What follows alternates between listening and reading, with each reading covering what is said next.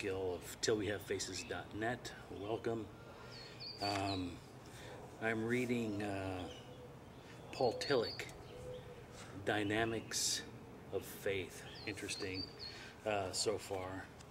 I don't know much about Tillich other than he was a German existentialist philosopher. It's easy just to Google him and find out whatever information you want on him. I was at the used bookstore and picked up about, I don't know, 3 or 4 of his books, because I flipped through them and what I read seemed pretty interesting. So this one, The Dynamics of Faith, what faith is not, symbols of faith, types of faith, the truth of faith, and the life of faith. And so I think right away the sort of knee-jerk sort of reaction when people hear the word faith is they automatically jump to the idea of blind belief. And faith is not blind belief. Faith is not just believing something. Faith is human action. Faith is doing something based on a belief. And that can be anything. And so I think I'll just start start reading through this book. This is chapter 1, page 1. Faith as ultimate concern. Now, this is kind of an interesting idea, ultimate concern, and you'll see what is ultimate concern, whose concern, what concern. Looks like we have an airplane flying over, so I'll just let that sucker pass.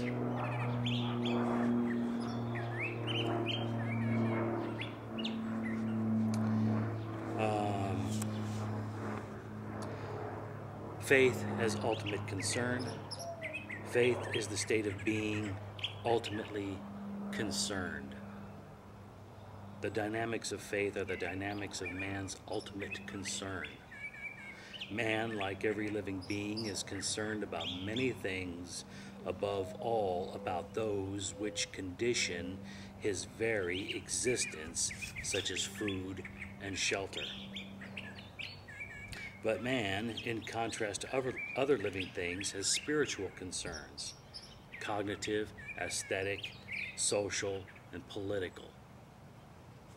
Some of them are urgent, often extremely urgent, and each of them, as well as the vital concerns, can claim ultimacy for human life or the life of a social group.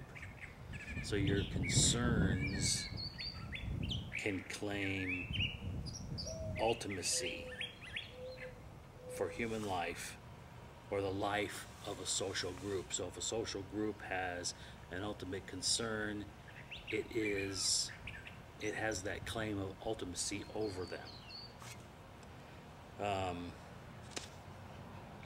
If it claims ultimacy, it demands the total surrender of him who accepts this claim. And it promises total fulfillment, even if all other claims have to be subjected to it or rejected in its name. If a national group makes the life and growth of the nation its ultimate concern, it demands all other concerns, economic well-being, health and life, family, aesthetic and cognitive truth, justice and humanity be sacrificed. So all those things to be sacrificed on the altar of the ultimate concern, whatever that happens to be. And this sounds pretty familiar if you start to look around at our society here in the United States.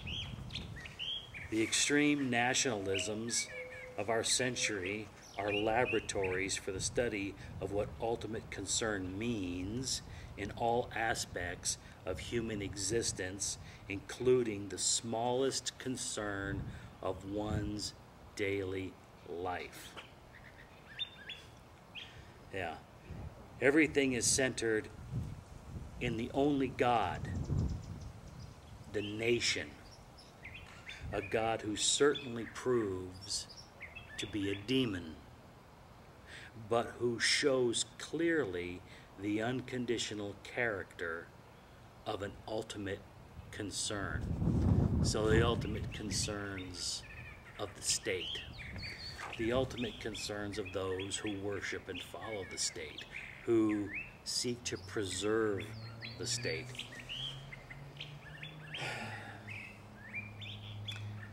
And what are the ultimate concerns of the state? I think the first ultimate concern of the state is consolidation of state power. If the state doesn't consolidate its power, well, what effect is it, right? So it has to have power. Power over what? Well, power over individuals. There are many ways that the state gains power over individuals. I'm sitting here in my garden. I've been building this. It's a totally organic heirloom garden for a couple of weeks now. I've been at it. I've got lots of different things planted.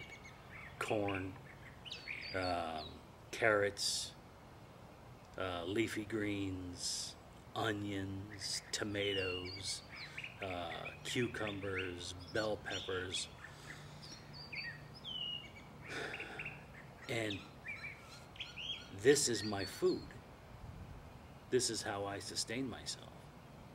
Because one of the ultimate concerns of the state and how the state controls individuals is through food. I don't know if you've seen the film, the documentary Food Inc. Tremendous, I recommend it. But it shows the corporatist connection, the fascist power structure between huge mega corporations that are sustained and only able to exist because of government, because the government gives them subsidies and helps them to sustain their machine, and because these corporations seek to control the entire food manufacturing growth potential in the country and in the world. Monsanto, of course, through its seed technology, as it likes to call it, its GMOs, its genetically modified organism that goes into the seed, that it calls its intellectual property. And so if you happen to have any of Monsanto's GMO seeds, Monsanto claims ownership, much in the same way that Microsoft claims ownership over every bit of software that it sells, and the consumer, the purchaser, has no ownership over the product that it purchased, that he or she purchased with their own money, of course. So those are ultimate concerns, okay? Other ultimate concerns of the state, state security, okay? So you have things like global wars, endless wars. You have the TSA in airports molesting people when they go through the line, or irradiating them. Take your pick, be irradiated or molested, dying of cancer or living in shame. That is an ultimate concern of the state. The global expansion of power, all right, and control through the petrodollar, through crushing foreign governments that don't go along with the program, that don't sell their oil for United States dollars, or that don't rely on United States dollars somehow, such as Iran, in Iraq, in Afghanistan, in Libya, etc., nations that we've begun to crush lately because they don't share the ultimate concern of the power controllers in the United States government. And so their concerns must be sacrificed. The individual concerns, the individual who goes in to buy a product, he wants to buy healthy food in the store, his concerns are overridden because the ultimate concern of the corporation, the ultimate concern of its connection with government and their control over individuals overrides it and crushes it. So, through all of this, though, there's this carrot in the stick. There's this promise of ultimate fulfillment, which is a lie, because there is no fulfillment. It's always down the road at some point. Down the road, there'll be fulfillment of this great society that we're planning, and we'll someday arrive at this, corporatist, fascist utopia.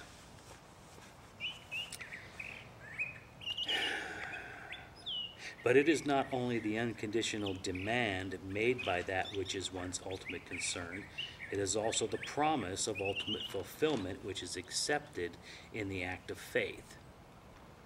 The content of this promise is not necessarily defined. It can be expressed in indefinite symbols or in concrete symbols which cannot be taken literally, like the greatness of one's nation in which one participates even if one has died for it, or the conquest of mankind by the saving race, etc. In each of these cases, it is the ultimate fulfillment which is promised, and its exclusion from such fulfillment which is threatened if the unconditional demand is not obeyed. So obey the demands of the ultimate concern, or you won't have a part in the ultimate fulfillment of this particular concern. Okay? So you have to think about how that affects you. We can see how it affects our society.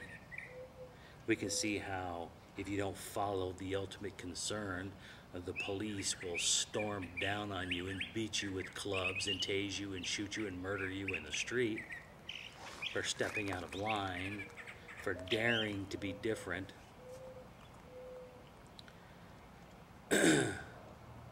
Go ahead. Put it to the test. See what happens. Go step out of line and you'll find out. If you need that sort of thing to prove it to yourself, or is the cognitive dissonance in your mind working overtime trying to protect you from the idea that you live in a fascist state? Well, I'm sure it is in a lot of you. I'm sure it is. You want to visualize and hold in your mind the idea of the total fulfillment. What's he call it? The ultimate fulfillment. You have the ultimate fulfillment, the idealization in your mind. Peaceful neighbors, interacting with each other voluntarily, which is the natural state of man. But the state itself, the government, interferes with natural being and natural life. And so the vision that you have of what life should be like, of just voluntary agreement with each other and voluntary trade and voluntary association, is distorted, because that's how they keep that as sort of a cover, and they let you believe that you have that in a sense, but you really don't, because as soon as you begin to trade, as soon as you begin to want to sell, As soon as you begin to want to buy, the fascists' gatekeepers are there. And so the only way around that is very, snake-like, very serpentine, okay? It's not just very straightforward, a handshake and an agreement and a trade and a purchase, okay? So there's an illusion that they try to maintain, that people maintain in their minds about how life is, because the dissonance that is created when they start to look at how much the ultimate concern controls their life is too much for many. But let me suggest to you that the sooner you begin to look at their ultimate concern, the ultimate concern of the state, and how the power structures control and influence every aspect of your life, the sooner you begin to do that, and the sooner you begin to accept the reality of that, the sooner you can begin to work on strategies to separate yourself from that. And separation from that is your own personal ultimate concern. It is your personal act of faith. Because for you, for me, for some of you I should say, most of you will probably prefer your chains, and if so, then live in them. But for me, my ultimate concern is to separate myself from the systems of men. My ultimate concern is to separate myself to the kingdom of God. And to do that in every aspect of my life. Not just in some intellectual, spiritualized, non-real, non-concrete way, which is the way a lot of most people follow after God or religion.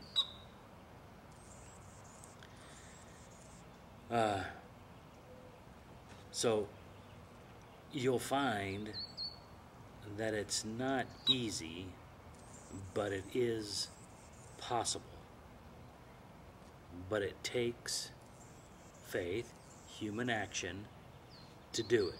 Sitting around thinking about it may be the very first step in the process, but at some point you have to get up and act on those thoughts, because just sitting around believing it isn't going to get you there.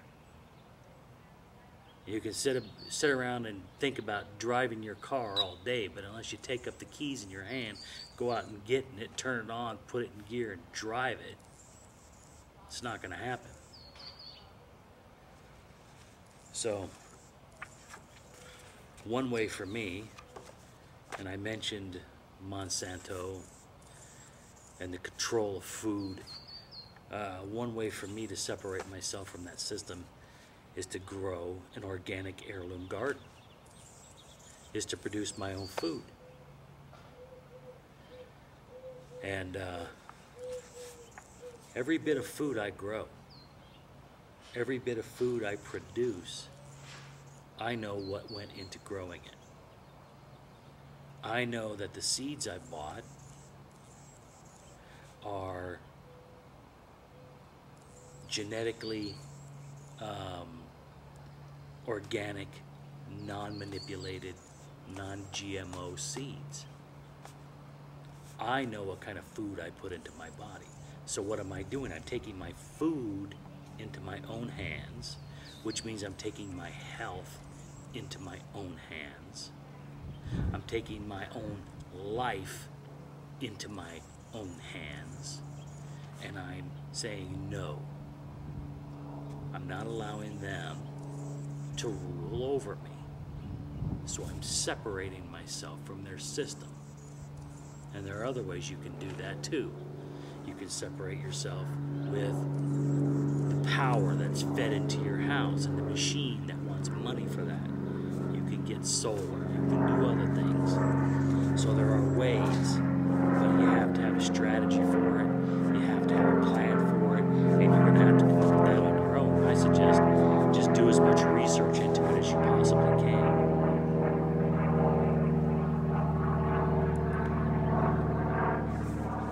So,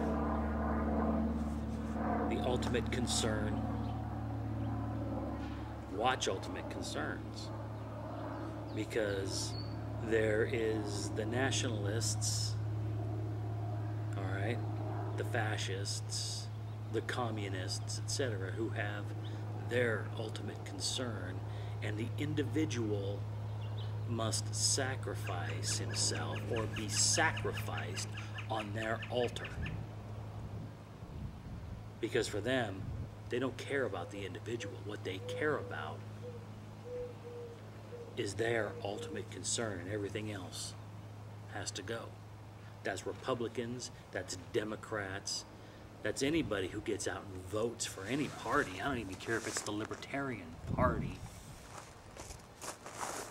You're following an ultimate concern. And I'm not interested in your Constitution, okay? Because the Constitution gives the government the right, in their minds, to steal my money. So don't talk to me about limited government, because limited government is too big. And the idea of limited versus big government, I mean, that's really subjective. That's a really subjective idea. How big is too big? How limited is too limited? You see, you're going to have a place where you're going to say, no, that's too small, or no, that's too big, or no, there's no such thing as being too big. Well, there's no such thing as being too small. In fact, government is an unnecessary thing, because people don't need to be governed. The idea is, oh, well, who will go after the crooks? Well, who do you think will go after the crooks? Police. But police do not need to be an arm of the state. Police can be private. So you have to think about a lot of things. You have to find ways to separate yourself from the system. Paul Tillich, I like him so far, and we'll see where this ultimately ends up going. But I'm sure this guy has a lot to offer. So anyway, peace.